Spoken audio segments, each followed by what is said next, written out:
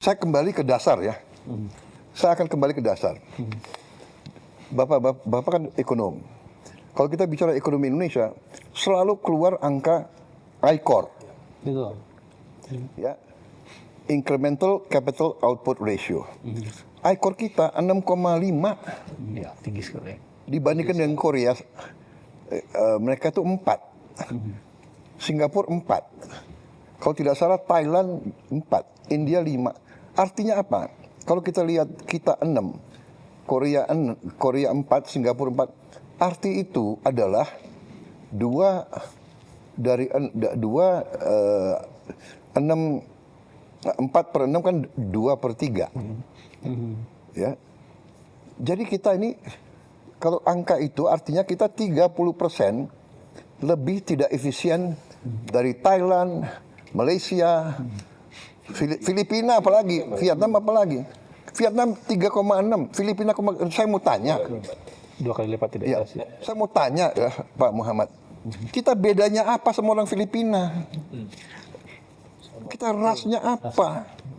Apa kita lebih bodoh? Kita lebih tidak efisien. Kalau saya pakai ini sebagai dasar, artinya saya datang mendekati APBN kita yang 3.700 triliun, which is 230 miliar dolar. Pertama saya sudah lihat, ini 30% dari 230 itu 75 miliar dolar. Tidak efisien ini. Dan saya sudah buktikan, dengan efisiensi saya bisa menghemat di awal 308 triliun. Itu sama dengan 18 miliar dolar. Masih banyak yang bisa kita hemat, Pak Muhammad. Banyak sekali yang bisa kita hemat. Coba, masa kita ada biaya seremonial? Tiap kementerian, tiap badan, di seluruh eselon Indonesia itu ada biaya untuk ulang tahun. Saya bilang sudahlah, seremoni hanya di ruangan, potong tumpeng, ya kan?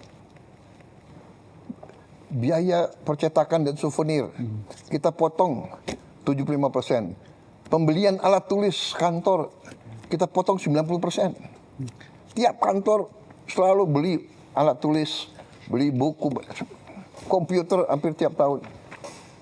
Sewa gedung, peralatan, rapat seminar sejenis. Sudah ada kantor kementerian, semua pejabat maunya rapat di luar daerah. Luar kota. Betul. Di luar kota. Ada yang mau di Bali, ada yang mau kajian-kajian.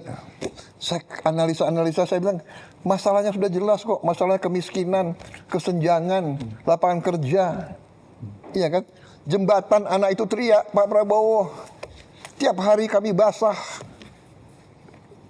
The problem is there. Jadi saya lihat dengan penghematan yang pasti ke korupsi. Nah, ini di awal, di akhir tahun pertama pemerintahan saya, Menteri Keuangan melapor, Pak, kita masih ada sisa sekian ratus triliun juga. Itu satu contoh. Ya, jadi menurut saya, kalau kita hadapi krisis, ya semua upaya kita pelajari, ya kan? Pertama, kita harus turunkan konsumsi.